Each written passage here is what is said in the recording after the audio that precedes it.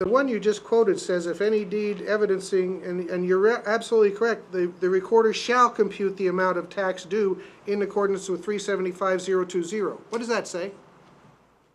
That's the imposition of tax. That's what determines the amount of money you're supposed to. And what does it say under 020? The amount of tax must be computed on the basis of the value of the transferred property as declared pursuant to NRS 375060.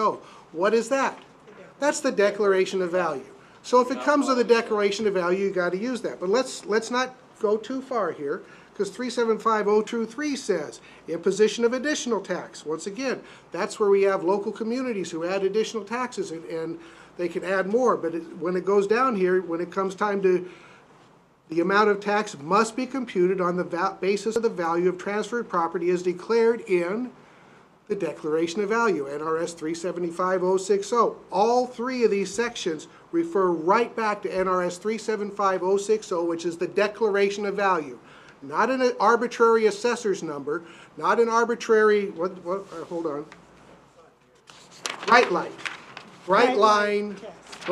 test, but the Declaration of Value. So I'd like to go to that, if I could, under NRS 375010, the one that you were quoting. Okay, NRS 375010, number F. Now, in here, under paragraph 2, which is where you want to get into the estimated value, it says, as used in paragraph F, subsection 1. Estimated fair market value means the estimated price the real property would bring on the open market. Okay, between a willing and... Okay, so when I get to that part of estimated fair market value, because I'm going to read subsection 1, stop me. In the case of any deed which is not a gift or a land sale installment contract, the amount of the full purchase price paid or to be paid for the real property. You didn't stop me. Stop. Finish it. No, that's subparagraph 1. I now have to go to paragraph 2, but that's not what this says. As used in paragraph F, subsection 1. It's specific. It says subsection 1. I know it all back and forth. Okay, so the key with this is, and it also says, even in section 2, it says, in the case of a gift or a deed of nominal consideration or without stated consideration, which is NRS 375060, the Declaration of Value. Those are what are supposed to be used. The problem is the manner, as Mr. Hafen has stated, the manner in which it's being done. Now, and my concern now is when we reach the escrow point, we are turned down. Now, a lot of people don't realize how sensitive and time sensitive an escrow account is.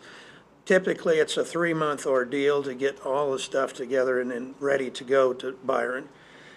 Sometimes it's a year or more. In any case, that's the closing time. And when we arrive, we have, there's probably been wired money to that escrow account sitting there. We have escrow fees to pay, real estate commissions to pay, tax prorations that will have to be recomputed. And it might mean a delay of a new project that's waiting for this escrow to close. So my question is, how soon, how often, when are we going to get sued by somebody for not timely recording? This seems to be a wide open thing where somebody could sue the heck out of us as taxpayers. We're going to pay the bill. Now,